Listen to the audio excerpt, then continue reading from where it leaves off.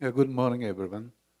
Um, First of all, I'd like to thank the organizing committee for inviting me as one of the speakers today. Um, my expertise is the medical science, particularly the microbiology and immunology and the infectious diseases. I've been involved in the basic research in this field for about 40 years.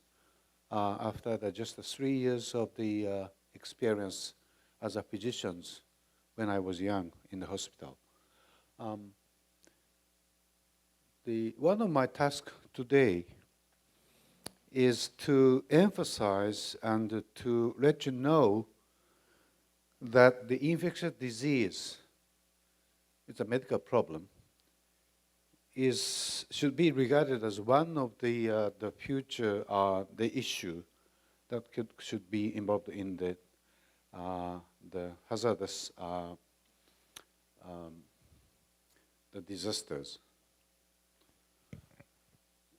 Whenever we hear any news of some earthquakes or something like that, like this today, this morning they had the terrible earthquakes and followed by the tsunami.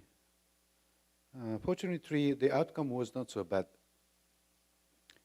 We feel day by day that something is getting much worse in our mighty nature or the Mother Earth, and also even in the society which had been created by ourselves is getting something is wrong, particularly when we hear the outcome of the president election in the US.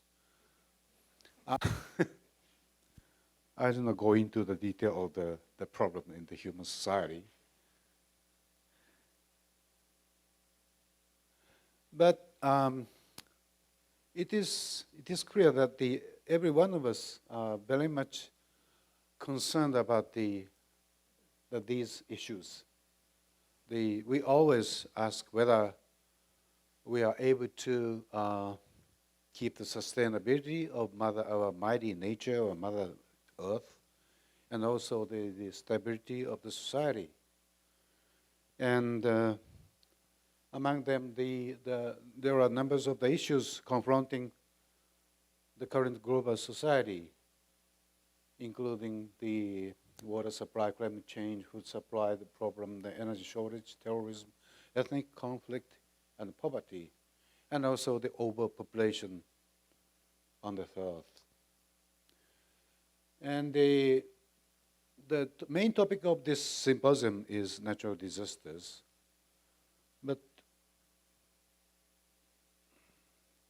And we have a variety of the different types of the natural disasters, as we know, including earthquakes, tsunami, typhoon in Japan, and some volcanic eruptions is very close to us, like in Masao or in Sakurajima or in Kyushu.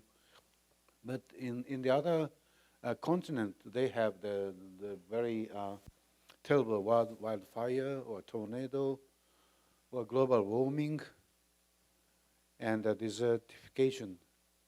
But in addition to these typical type of the natural disasters, I would like to add the infectious diseases, especially the particular type of the infectious diseases. Basically, the infectious disease is just one of the type of the disease, which is the personal issues, the individual issues, not for the society, not affecting the society. But some of the infectious diseases had been terrified or threatened the human beings in the past. Let me show some of the examples in the past, and let's consider together about the meaning of that experience in the past. This is the list of the top 10 causes of the death in the world, which was reported a couple of years ago from the WHO. As you know, most of the people in the developed countries are concerned about the cancer and the cerebrovascular strokes, and the cardiovascular diseases, major three. However, according to the ordering of the cause of the disease in the whole world, the cancer does not go to one or two reasons cause of this. The number one is a heart disease, heart attack. Second is a cerebrovascular or brain attack. And number three is a lower respiratory tract infections. Number four is a chronic obstructive lung disease. Maybe I'm a very bad, very heavy smoker, so I'm sure I will suffer from the chronic obstructive lung disease in 5 or 10 years. And diarrhea diseases.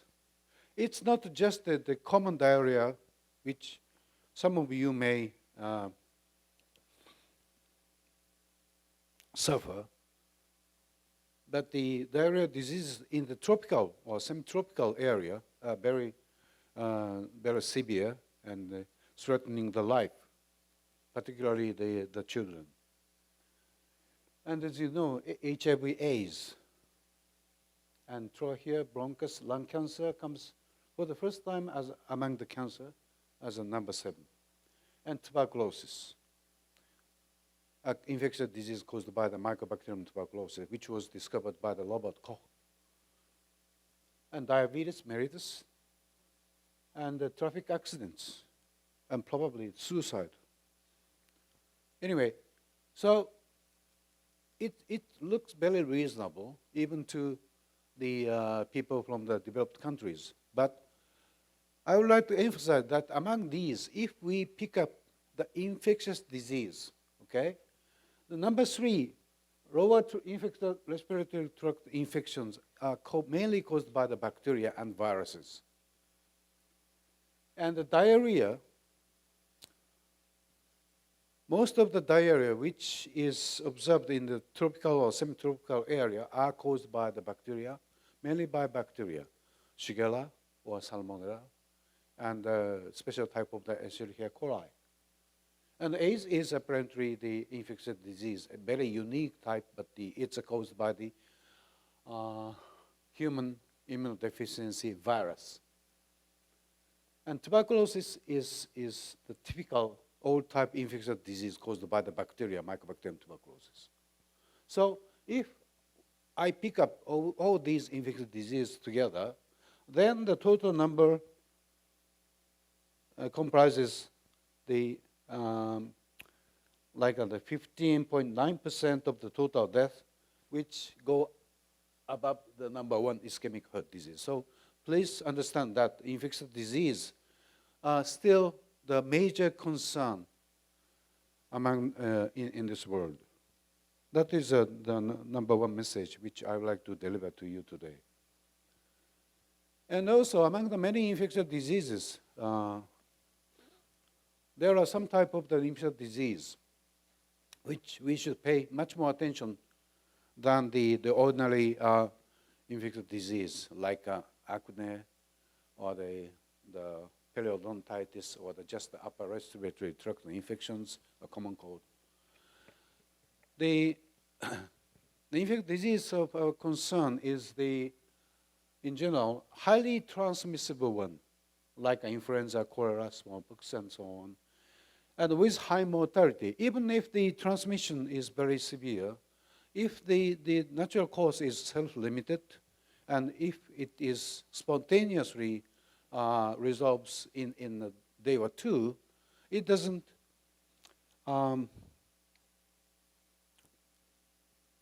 it will not threaten the human life. But even if the total number of the affected patients are small in number, if the mortality is very high, like Ebola, which we experienced a couple of years ago, it is very scary to every one of us.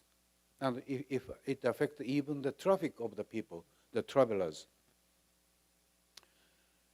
And the infectious disease which we should pay much more attention is one which usually causes outbreak or pandemic. It's expanded very very quickly, like an influenza or the cholera in some endemic area, or Ebola, MERS, and so on. And we should know that there are quite good numbers of the newly emerging and the re-emerging type of the infectious diseases. Okay. The AIDS, which appeared about 40 years ago in 1981, before that time, nobody has any idea about the possibility of the existence of the acquired immunodeficiency disease or the presence of the retrovirus, very unique type of the unknown virus until that time. And also, the one more type of the infectious disease caused by some unusual microbes is the drug resistance germs. So even if we cannot eliminate or eradicate the infectious diseases at all, as long as we have any highly effective drugs like a penicillin or streptomycin, for example, we will be all right. However, if these drugs becomes ineffective because of the resistance gene acquisition of the resistance gene by the microbes, the drug, it's something like that. There is no drugs at all. We can easily go back to the 60, 70 years back to the society where we did not have any antibiotics or any drugs.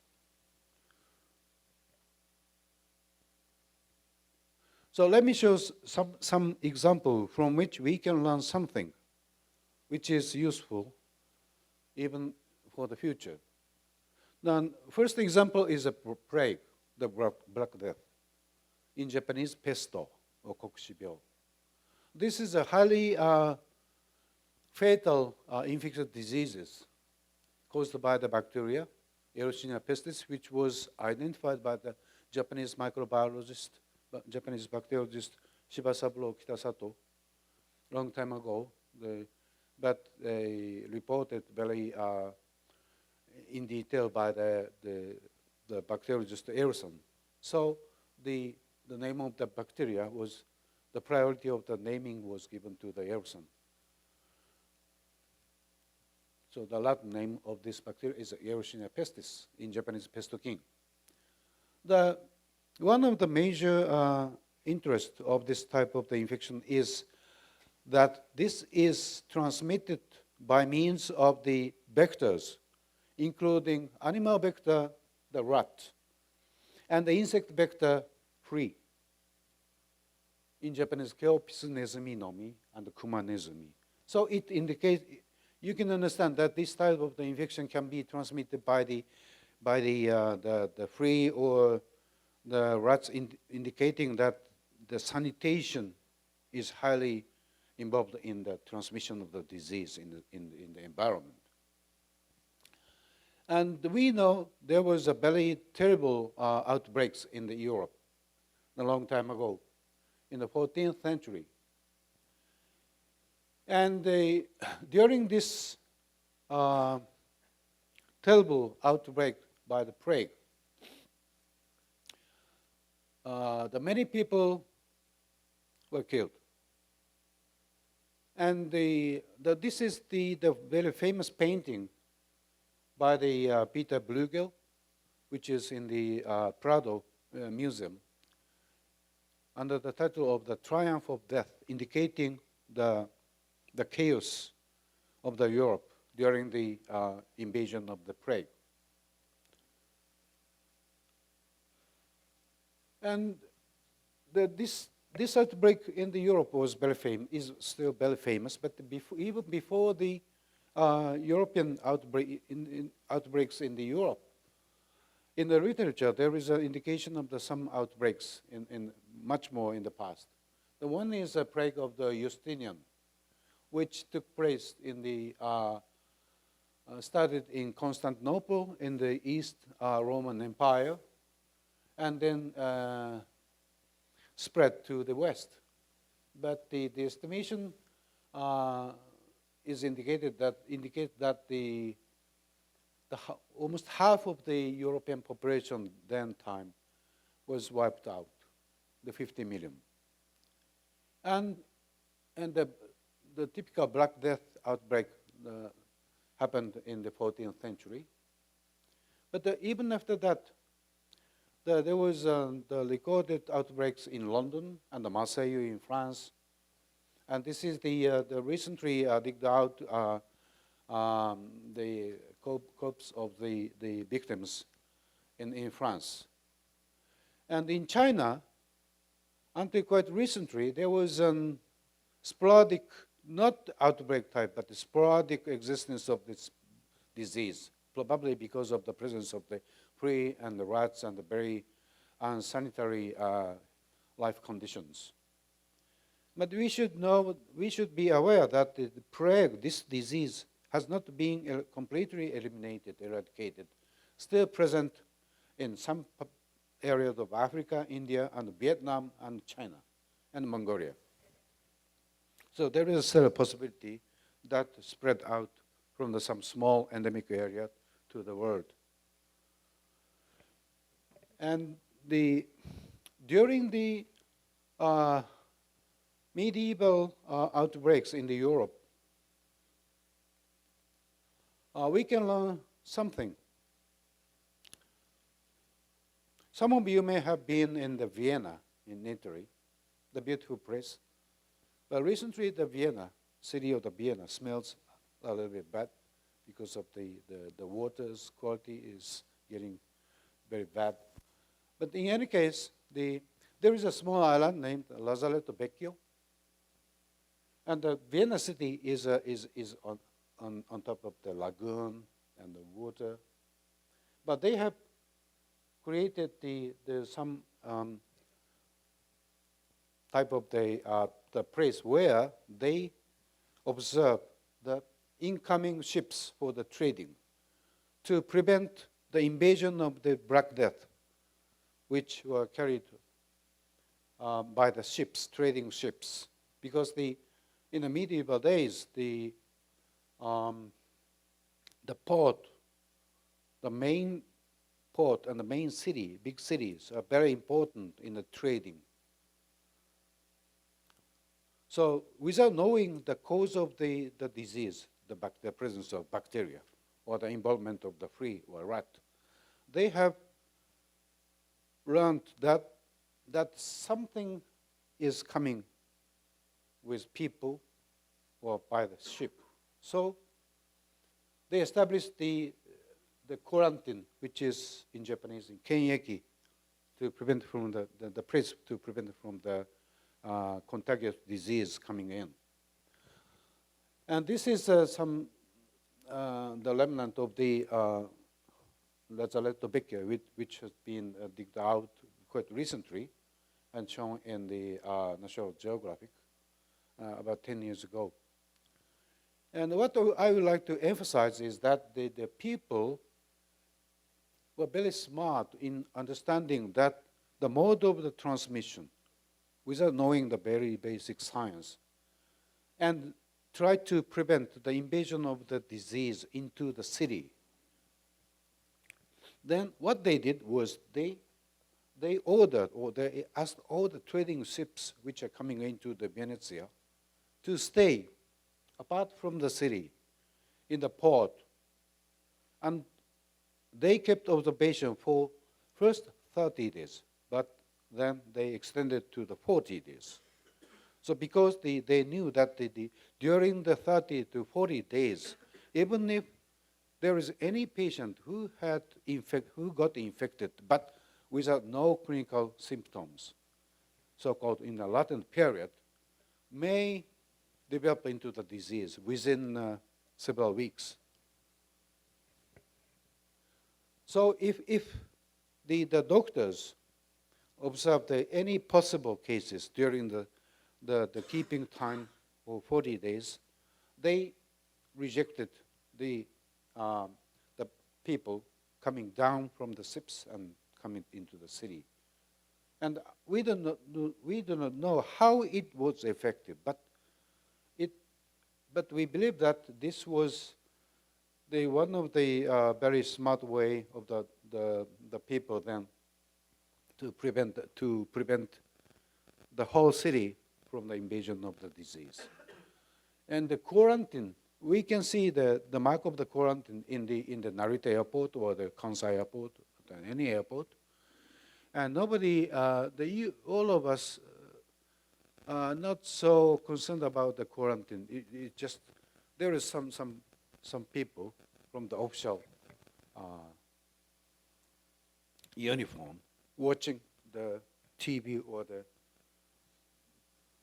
by looking at the temperature of the people.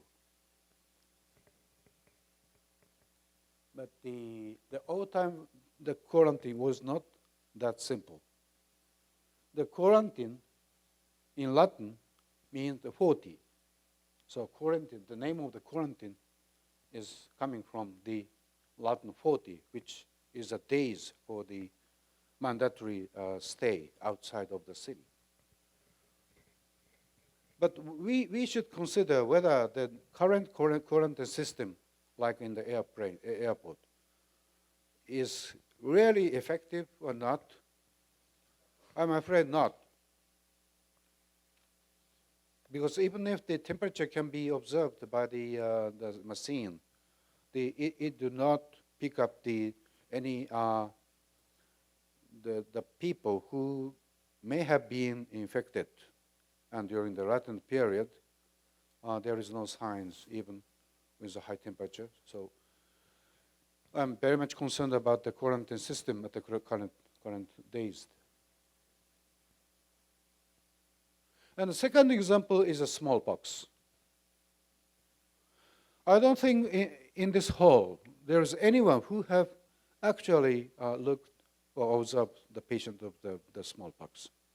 When I was young, when I visited some cities in India or the Bangladesh, we were able to see some people with this type of the face, with a scar, which indicates the previous exposure to the smallpox. But probably now we cannot see any person of this type of the scar. It is because this disease, this viral disease, has been completely eliminated from the earth. And why? That is the issues which I would like to mention. Now, I will not go into the detail of the viral or microbiological or aspect of the disease, but it is very fatal disease. First, the person affected shows these exanthem, the papule, in all over the body, and in some case, the virus attacks the brain, then kill the patient. In some type of the so-called extreme smallpox cases, or in other words, the black pox, the 100% of the patient will die. So the people in the past get terrified by the invasion of the outbreak of the smallpox. And the history is very wrong. By the observation of the mummies in Egypt, people believe that the smallpox were with the human beings from a long time ago. And the crusade, the movement of the crusade, is believed to be involved in the spread of the smallpox to the Western countries. And the original site of the smallpox is estimated to be somewhere in China. And in the United States, during the course of the invasion by the white people from England, from Britain, and the French, they fought the native Indians. And there is a literature indicating that some troops send the blanket to the Indians as a sign of the friendship. But the blanket was a blanket which was used to take care of the smallpox soldier. So they knew, without knowing that the smallpox is a virus-derived disease, they knew that something is contaminating the blanket that transferred the disease. So they sent the blanket, and until the invasion of the white people, the Northern America was believed to be completely free from the smallpox virus. So there was no immunity. So it killed many tribes of the American Indians. In any case, the recorded very big outbreak was observed in India in 1770, which killed 3 million. And in the recent days, the almost 60 years ago, 1950, after the World War II, the 50 million infected in the whole world, it is reported by the officials, and the 30% death was observed. At that time, the global population, whole global population, was far less than the current population, only 2.5 billion.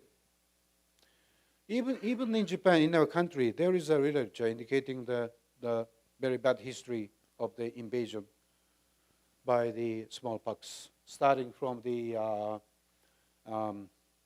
Nara era. Some emperors got infected with the smallpox, and thus the smallpox had been the major concern not only in the lower class of the people, but also in the noble people.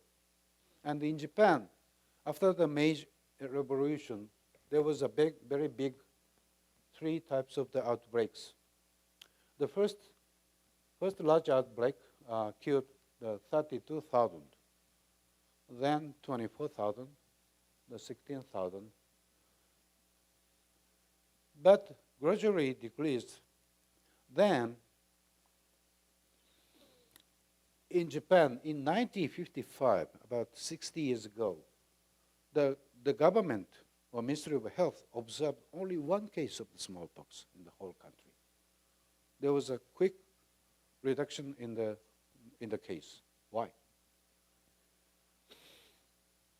And the WHO started the global initiative of the smallpox eradication, which was led by the 3 major doctors, including the Dr. Arita from Japan. Then, successfully, in 1980, WHO was able to declare our globe is completely free of the smallpox. It was a great success. But why it was possible? And why it is not possible for us to eradicate the other similar virus or bacteria induced the infectious diseases by vaccination, as the WHO did as the global initiative? There are several reasons. Now, we should know that this was possible simply because there was a very critical point, including that the smallpox is the disease of only mankind, not the other animals. But in the case of the other infectious disease, the wild animals are similarly affected. It is not possible to vaccinate all the animals in the field, in the in the forest, but it was possible to send every volunteers to any corner of the earth. They did it, and they immunized everyone. And also, the one more issue is the antigenicity or serotype of the virus. as you know, the influenza changes its serotype very quickly. So we know that the vaccine is not sometimes effective, sometimes effective. It's very... However, the smallpox vaccine was highly effective. 100% of the effect was observed. And there is no change in the virus. So once the big batch of the vaccine was produced, it is effective. And this was very stable, even in the absence of the fridge. So there are several factors which make it possible for the WHO people to eradicate, to eliminate, completely eliminate the smallpox from the world. But in other words, we should be aware that this may not be applicable to any other virus disease. Okay, because of the presence of a non-human host and very extensive antigenic variation acquired by the viruses and the presence of different cell type mutation. And also some viruses are very smart in escaping from the human immune responses. And the unstableness of the prepared vaccines, like a requirement for the fridge. We cannot bring the fridge into the wild forest in the Africa. And the last example is influenza, to which all of you are much familiar with in the daily life. And as you know, the influenza is a disease of usually the lung or upper respiratory tract, which causes the fever and the malaise and the fatigue and the myalgia or some pain, the body pain.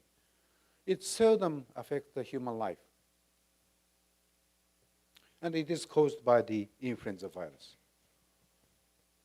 But looking back, when we look back the past history or literature, you may know that about 100 years ago, there was a very terrible outbreak or pandemic caused by the influenza virus A, which is called Spanish flu, Spain kaze in Japanese. And it affected all over the whole, the globes, particularly in the northern hemisphere. And this is the very famous photograph taken in the US that there was no available bed in the ordinary hospital. So the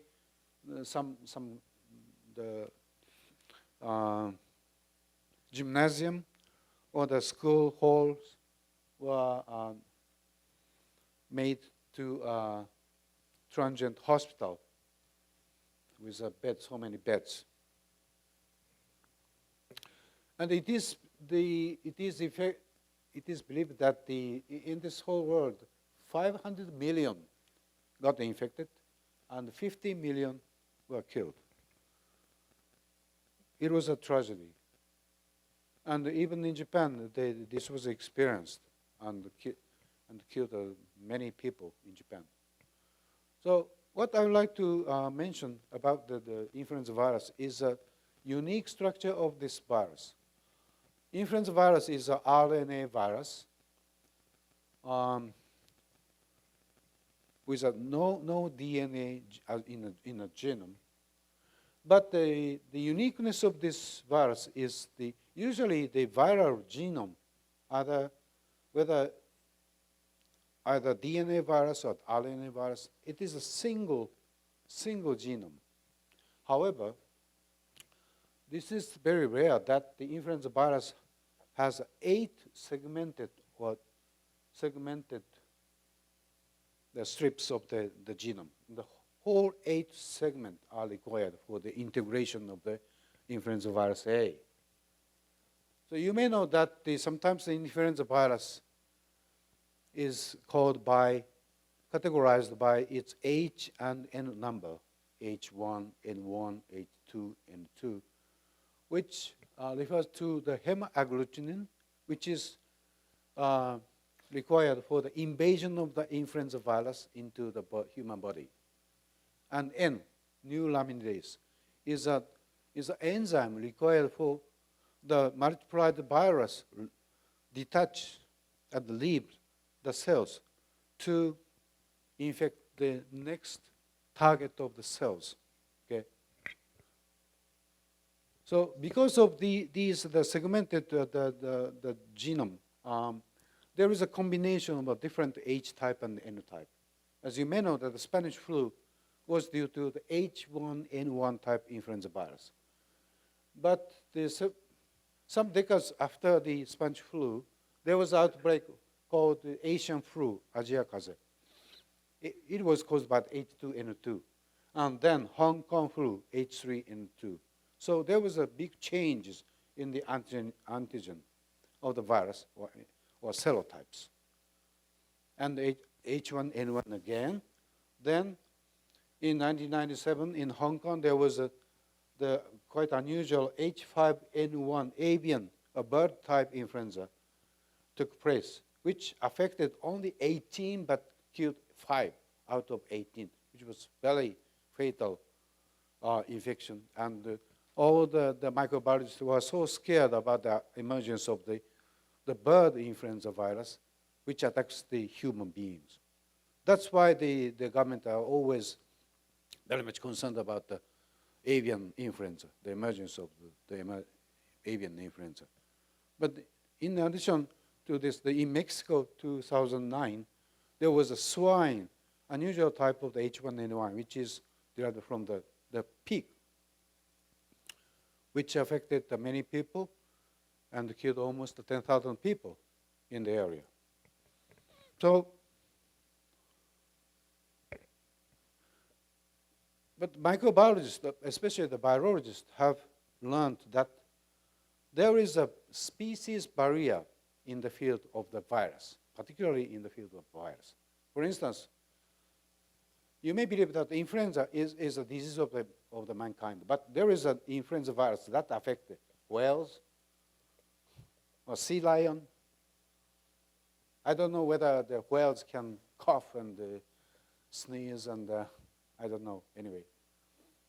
But the important point is that near the human being, the society of the human beings, there is a pig and the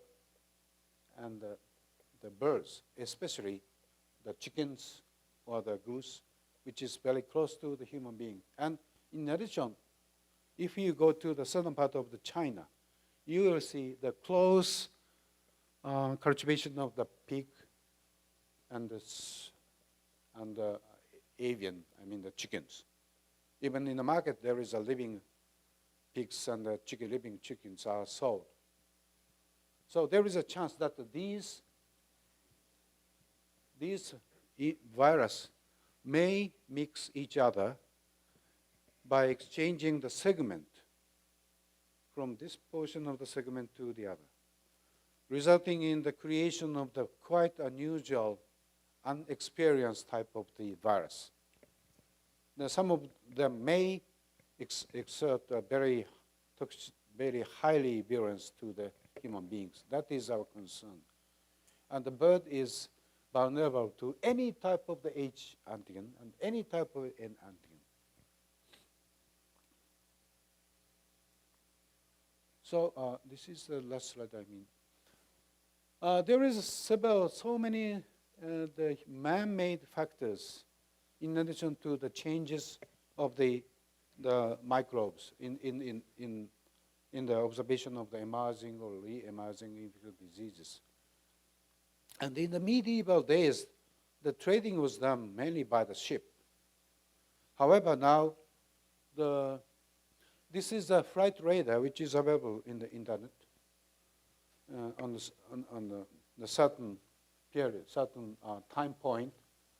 All over the world is covered by the huge numbers of the flights, aircraft. So it indicates that so many people and so many substances, materials are moving all over the world. And also, there is some vectors still exist, the mosquitoes, and our recent concern is a bat. Among the animal vector, the bat, fruit bat, is seemingly to be very important, playing a very important role in the transmission of the, for instance, the Japanese encephalitis or the rabies virus, and some other flavivirus type.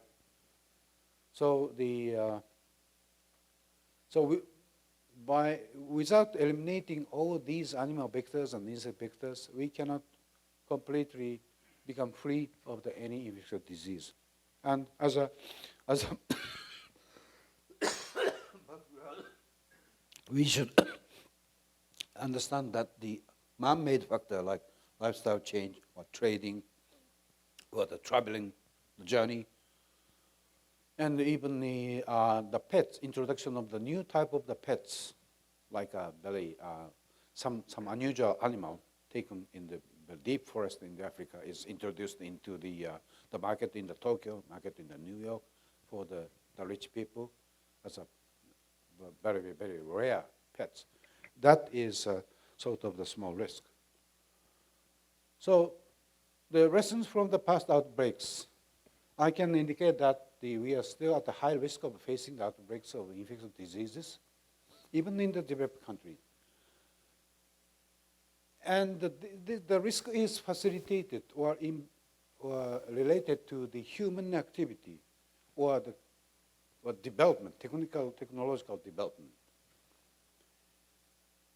And it's very difficult to exactly predict the type of the next coming emerging disease. It is very interesting and very, very not easy. And the quarantine, as I mentioned, which started several hundred years ago, may not be working very well at the present time. I don't have any alternative. And it may not be possible for all the passengers disembarking in the airplane to stay. Okay, you stay in the Narita airport for 40 days. It can be possible. And the sanitation and hygiene.